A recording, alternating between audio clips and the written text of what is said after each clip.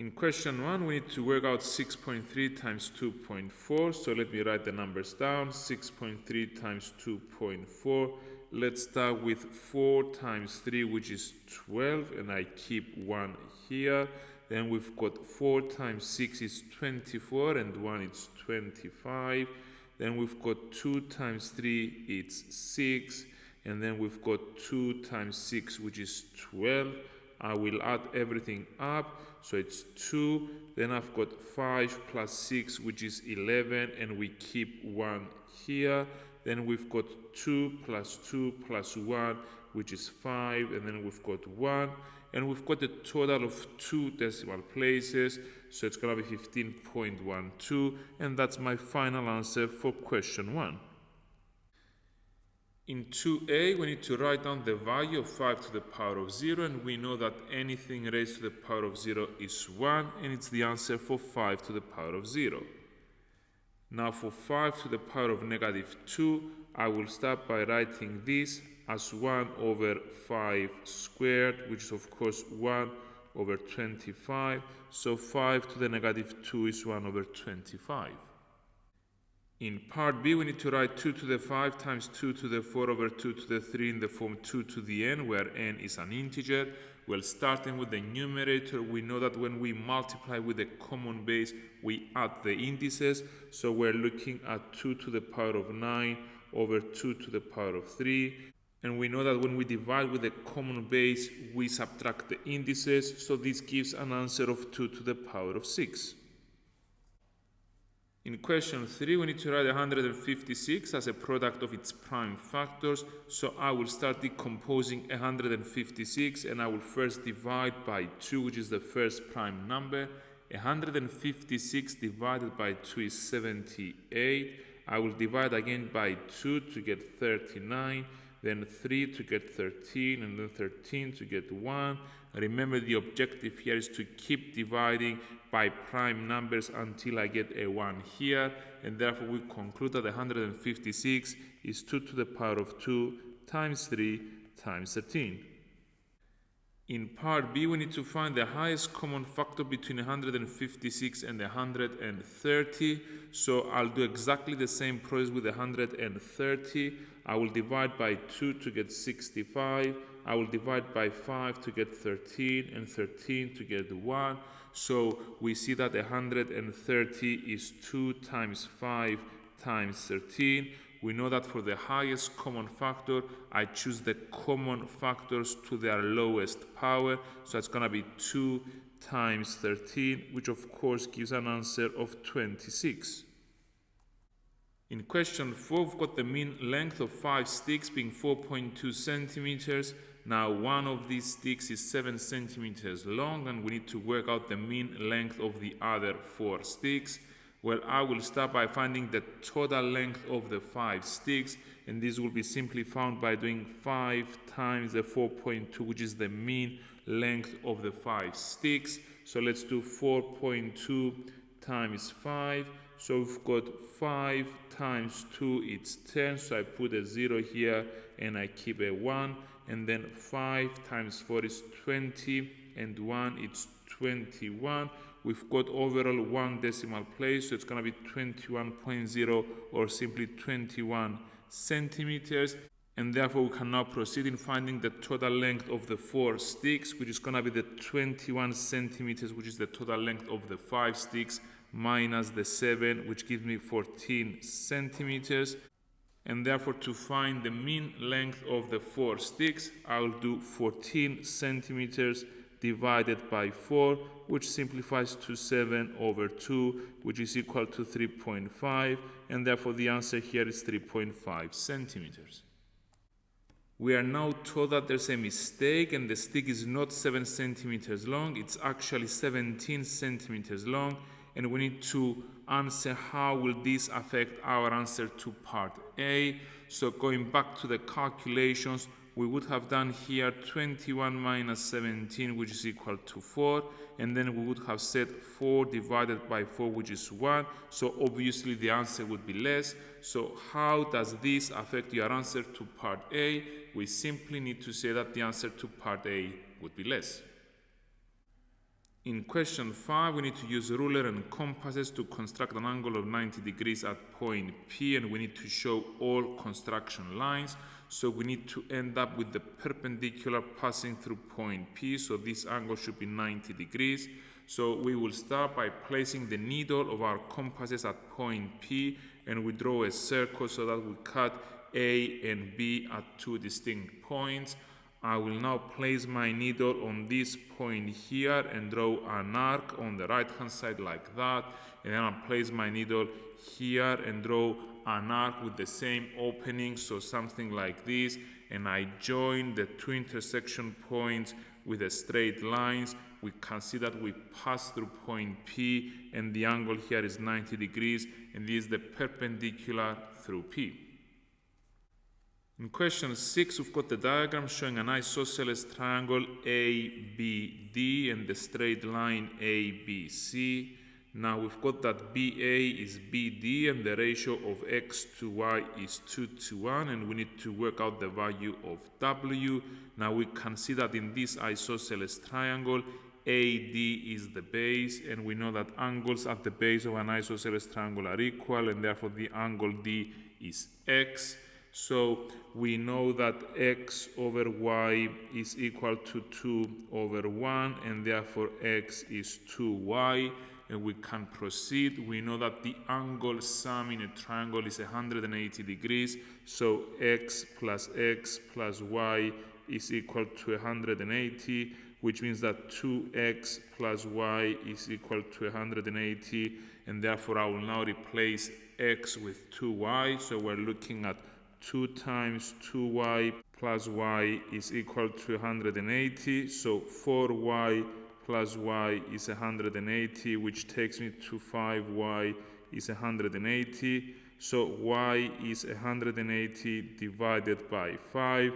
Let's do the long division here on the right hand side, so 180 divided by 5, so 5 into 18, it goes 3 times, so 3 times 5 is 15. I deduct, I get 3 and the 0. 5 in 30, it goes 6 times, and I've got a remainder of 0, and therefore we conclude that y is 36. Now if y is 36 here, then obviously W and Y add up to 180 degrees because they are angles on a straight line. So W plus Y is 180 degrees.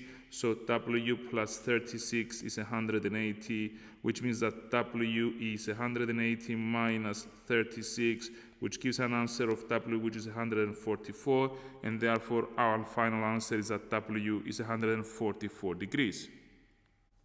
In question 7, Mano has 3 shelves of books. We've got X books on shelf A, 3X plus 1 books on B, 2X minus 5 books on C, and we've got a total of 44 books on the 3 shelves.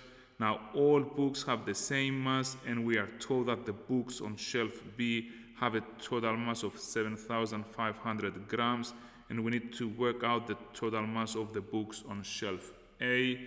So I will start by considering the total number of books. So we've got X books on A, we've got 3X plus 1 books on B, and 2X minus 5 books on C. If I add everything up, I get 6X minus 4, and we know that the total number of books is 44, which means that 6X is equal to 48, and therefore X is 8. So I can proceed with shelf B. It has 3X plus 1 books, which is 3 times 8 plus 1, which is 24 plus 1, which gives me 25 books.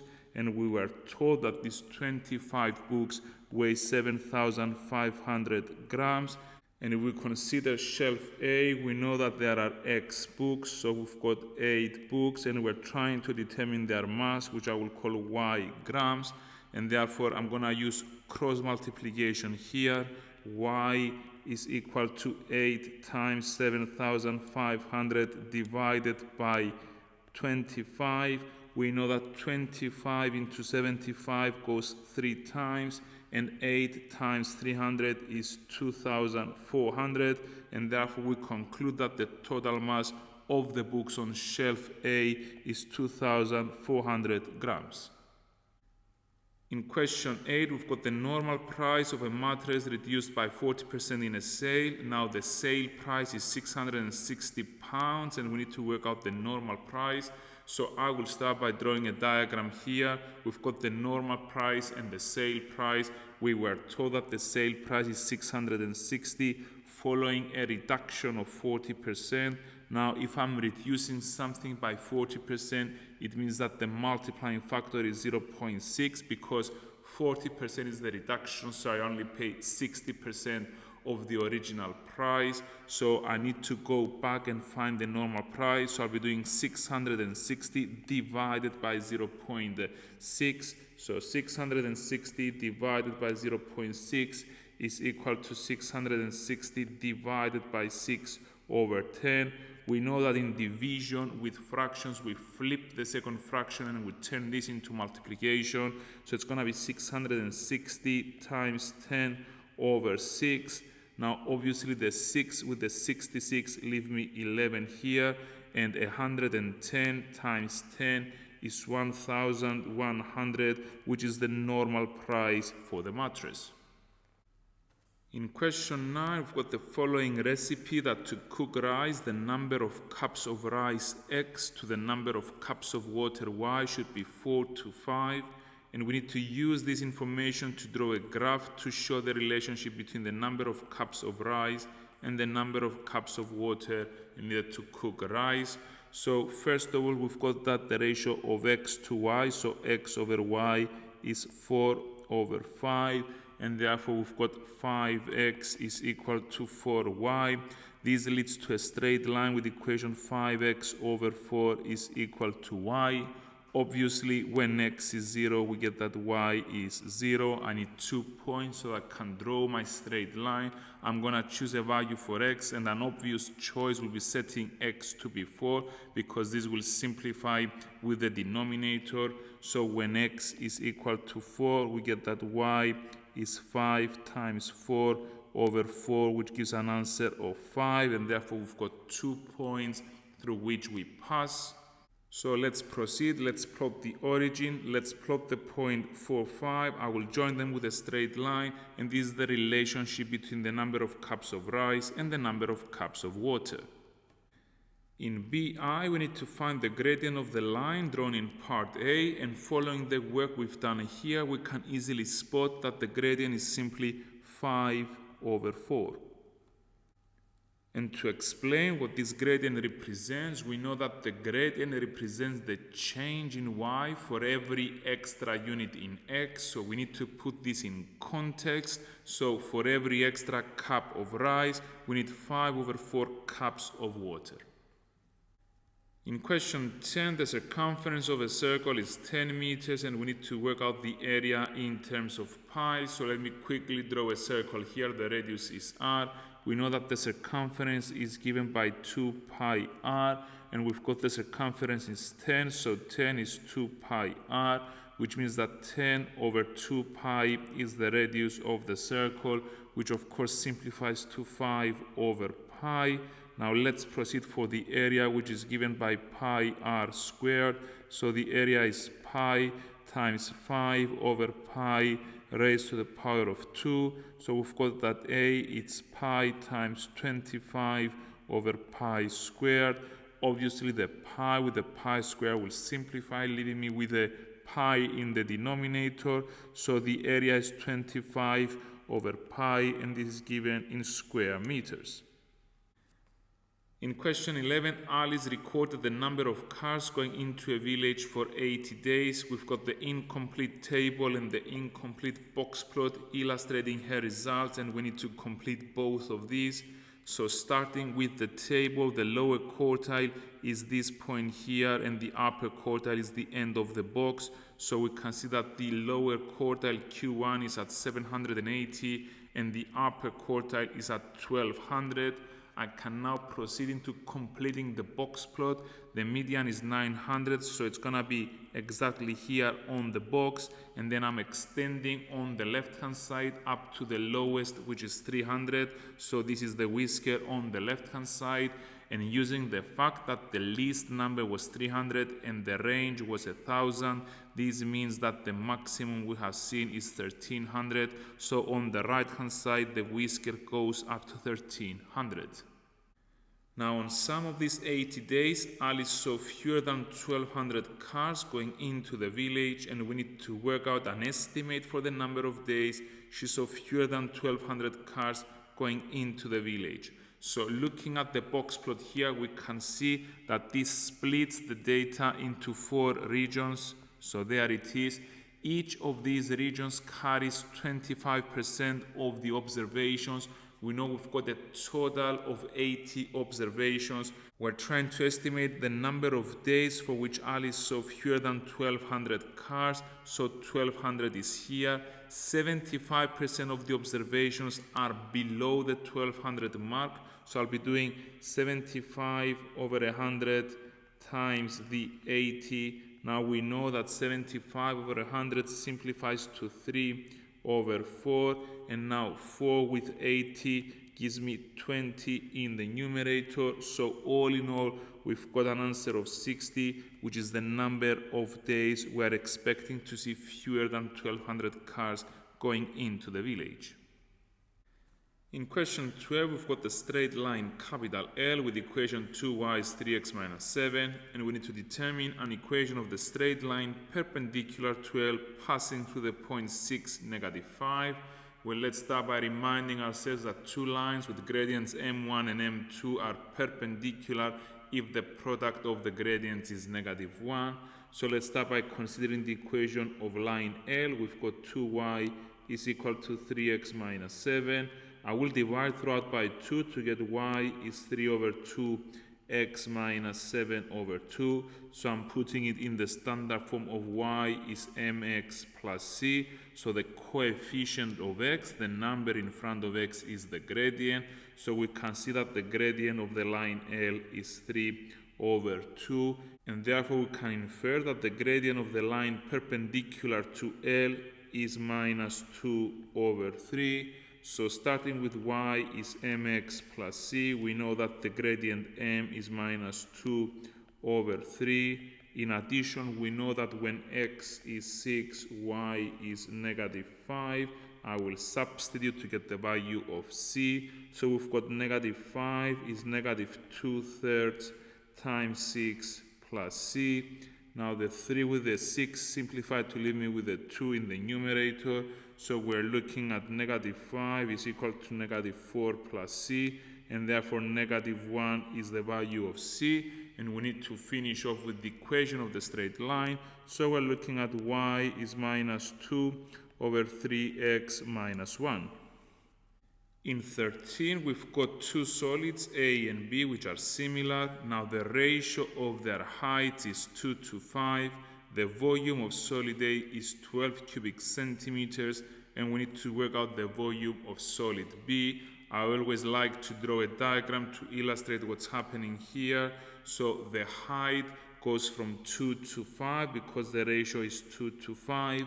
The volume of A is 12 cubic centimeters, and I'm going to call the volume of B VB. Now we know that 2 will be multiplied by 5 over 2 to become 5, and therefore 5 over 2 is the length scale factor. This will be raised to the power of 3. We are talking about volume because volume is a cubic quantity. So 5 over 2 to the power of 3. 5 times 5 times 5 is 125, and 2 times 2 times 2 is 8. So if I take 12 and multiply by 125 over 8, I should be getting the volume of B. So let's see, VB is equal to 12 times 125 over 8. Well, we observe that both 12 and 8 are divisible by 4. So I've got a 3 in the numerator and a 2 in the denominator. Now 3 times 125 is 375, and the denominator is 2. So my final answer could be 375 over 2, or I could give it as a decimal. It's 187.5 cubic centimeters. In question 14, we're asked to work out the value of 27 to the 2 over 3 plus a half to the minus 3. So 27 to the 2 over 3 means the third root of 27 raised to the power of 2. And for the negative index, the negative 3 here, I will flip the base. So instead of a half, it's going to be 2 over 1. And this way, I'm consuming the negative sign. So it's 2 over 1 to the power of 3. Now the third root of 27 is 3 because 3 times 3 times 3 is 27. So we're looking at 3 squared plus 2 to the power of 3. Now 3 squared, it's 3 times 3, which gives me 9, and 2 cubed is 2 times 2 times 2, which is 8. 9 plus 8 is 17. So my final answer for question 14 is 17. In question 15, we've got an object falling from rest, and we're given the distance time graph for the distance d meters fallen by the object t seconds after it starts to fall. Now we are asked to work out an estimate for the gradient of the graph at t is 3, clearly showing how we got our answer. So looking at the graph here, at the point where t is 3, at this point here, we need to draw a straight line that just touches upon this point. So I'm going to take my ruler and I'll try to tilt it around so that it just touches this point here. So I'm looking at it something like this. And if I draw the straight line, I will proceed in finding the gradient of this straight line. So this is what the straight line looks like. Now to proceed and find the gradient, I need to pick the coordinates of 2 points lying on this line. The first obvious choice will be the point 1.20, and then I need to pick another point. I will actually pick the point 5.2,95 here because it will make the arithmetic later on a bit easier. So we're looking at the gradient, and we know that the gradient is given by y2 minus y1 over x2 minus x1. So we're looking at 95 minus 0 over 5.2 minus 1.2. So the choice of this point here made the calculation here a lot easier. So we're looking at 95 over 4. I will now do the long division to find this as a decimal. So 95 divided by 4. Now 4 in 9 goes 2 times. 2 times 4 is 8. And we've got a remainder of 1. We get the 5 down. 4 in 15 goes 3 times. 3 times 4 is 12. And we've got a remainder of 3. I'll get the 0 and we're going to the decimals. 4 into 30 it goes 7 times. So 7 times 4 is 28. And I deduct the 28 to get 2. I get another 0, and 4 in 20, it goes exactly 5 times, leaving me with a remainder of 0. And therefore, we get that the gradient is 23.75. Now, obviously, each one of us is getting a slightly different answer. That's why the mark scheme here is accepting anything between 22 and 28. In question 16, we're told that at the start of year n, the population of a species is Pn, and at the start of the following year, the population is given through this recurrence relationship. Now we are told that at the start of year 1, the population was 8 million, dropping to 6 million at the start of year 2, and we need to work out the population at the start of year 3. So first of all, we notice that if we put n to be 1, we get that P of 1 plus 1, which is P2, it's going to be K times P1, and therefore we know that the population at the start of year 2 is 6 million, which is 8K, so 6 over 8 is the value of K, which of course simplifies to 3 over 4. I will now proceed into putting n is 2, which means we're looking at P of 2 plus 1, which is P3, which is the population at the start of year 3, which is going to be K times P2, but we've got that K is 3 over 4 and P2 is 6. Now, obviously, the 4 with the 6 simplified to leave me with a 3 and a 2. So 3 times 3 is 9, and we've got 9 over 2. So we've got 4.5 million as the population at the start of year 3. Now at the start of year 5, the value of K is increased by 0.3 to a new constant value, and Luis thinks that from the start of year 5, the population would increase year on year. Now we need to assess on whether Luis is correct, giving a reason for our answer. So the first thing to do is calculate the new value of K. Remember, we have established that K is 3 over 4, which is 0.75. So the new value of K is 0.75 plus 0.3, which is 1.05, which is greater than 1, which is very important because looking at the recurrence relationship, it now becomes Pn plus 1 is 1.05 Pn, which means that every year the population is increasing because I'm calculating by something which is greater than 1, and therefore Luis is correct. In 17a, we need to factorize 6x squared minus 5x minus 4, and we can see that this leads to 3x minus 4 times 2x plus 1, and we can always check and verify that we've got the right answer.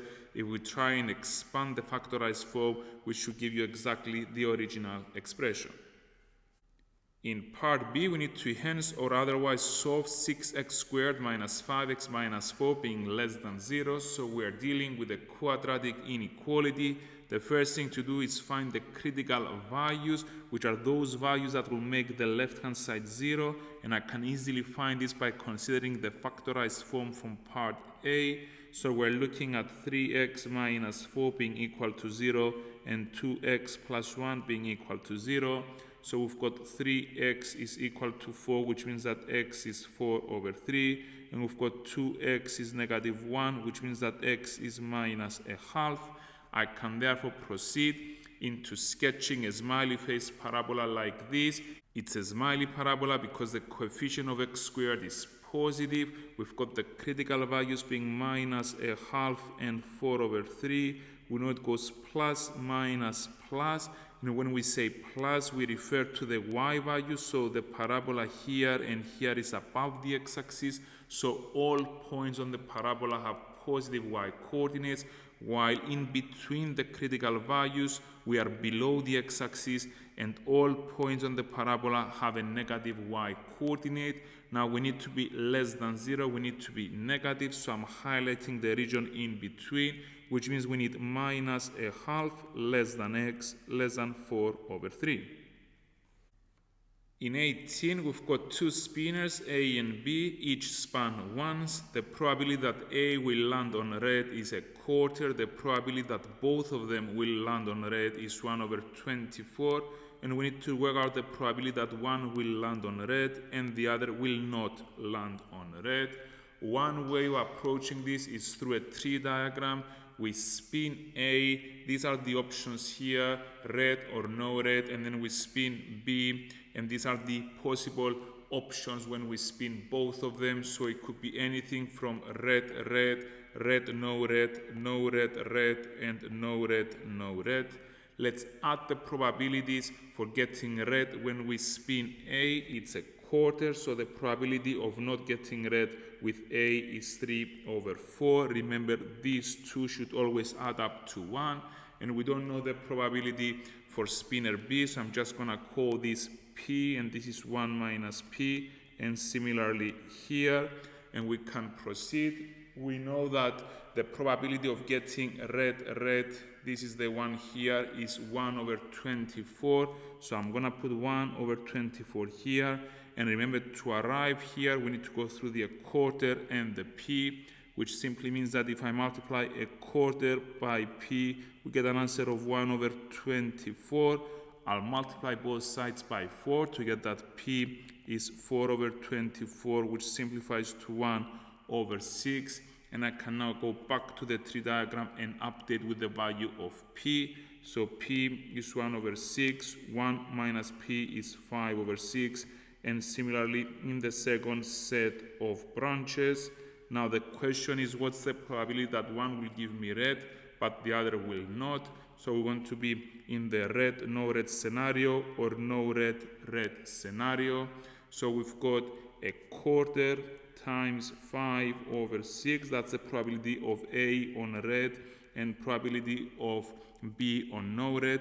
or we've got 3/4 times 6, which is the probability of A not landing on red but B landing on red. And this gives an answer of 5/24 plus 3/24. I will add them up to get 8/24, which simplifies to 1/3. So the probability required is 1/3. In question 19, we're given the graph of y sine x, and we need to use this graph to find estimates for the solutions of sine x is 0.3 for x between minus 180 to 180. Obviously, the first thing to do is draw the horizontal line with the equation y is 0.3, and we're just looking for the intersections between this line and the curve with the equation y is sine x. We can see that the first solution is over here, it's 18 degrees, and the second solution is over the right hand side, which is 162. So we've got a total of 2 solutions. Either x is 18 or x is equal to 162. Now in part B, we need to write down a value of x such that sine of x plus 20 is 0. So going back to the graph here, we can see that sine of x is 0 at exactly 3 points. Minus 180, 0, and 180. So I will start by just writing this down. We've got sine of 0 is 0. We've got sine of 180 being equal to 0, and then sine of negative 180 being equal to 0. Since we're trying to solve sine of x plus 20 is equal to 0, then we can say that either x plus 20 is equal to 0, or x plus 20 is equal to 180, or x plus 20 is negative 180, which means that x is minus 20, or x is 160, or x is minus 200. Now, since x is between minus 180 and 180, the minus 200 is not a valid answer. So we could either give that x is negative 20 or x is 160. In 20, we're given the triangle ABC, and we need to find the size of the angle ABC showing all the working. So I will start by highlighting the angle we need to find, and obviously we are thinking of the cosine rule here, which says that a squared is b squared plus c squared minus 2bc cos a. So let's start with the side that is opposite the angle of interest. So 5√7 all squared is equal to 10 squared plus 5 squared minus 2 times 10 times 5 times cos of angle B. This leads to 25 times 7 being equal to 100 plus 25, and then 2 times 5 is 10 times 10 it's 100, so minus 100 cos B. Now 25 times 7 is 175, and this is equal to 125 minus 100 cos of B, and therefore 100 cos B is equal to 125 minus 175, which is minus 50, leading to cos of B is equal to minus 50 over 100, which of course simplifies to give me that cos of B is equal to minus 1 over 2. Now, bearing in mind that cos of 60 is a half, I will draw the cosine wave here. I will draw the line with the equation y is a half. We've got the 60 here. Well, we're trying to find the size of the angle B such that the cosine of this angle is minus a half. So if I was to draw the line with the equation y is minus a half, we can see that the intersection point is over here, which is exactly the same distance that 60 is to the left of 90, but now it's on the right hand side of 90. So if 60 is 30 degrees to the left of 90, then if I go 30 degrees after 90, I'm finding 120. And therefore we conclude that the angle B should be 120 degrees, which is my final answer for question 20. In 21a, we are asked to draw the graph of x squared plus y squared is 169, so we should be able to recognize this as a circle centered at the origin, having a radius which is root of 169, which is 13. So we are cutting the x-axis at 13 and negative 13. We are cutting the y-axis at 13 and negative 13. So it should look something like this. It's a circle centered at the origin, having a radius of 13. In part B, we need to use the graph to find estimates for the solutions of the simultaneous equations x squared plus y squared is 169, which is the circle we've just drawn, and 2y is equal to 3x. So starting with the equation of the straight line, I'm going to say that y is equal to 3x over 2. I will generate 2 points on the line. So the first obvious choice will be that when x is 0, y is equal to 0. And then I'm going to put x is 8. So when x is 8, y is 3 times 8 over 2. Now 8 with 2 simplified to leave me with the 4 in the numerator, and 3 times 4 is equal to 12, and therefore we can go back to our graph here, plot the points and join them with a straight line. So we've got our straight line plotted. The next thing to do is identify the points of intersection between this straight line and the circle. So starting from the one here on the left hand side, we can see that this has coordinates of negative 7.2, negative 10.8, while on the right hand side here we've got another point with coordinates 7.2, 10.8, and therefore we conclude that the solutions to the simultaneous equations are x is negative 7.2, y is negative 10.8, or alternatively x is 7.2 and y is equal to 10.8.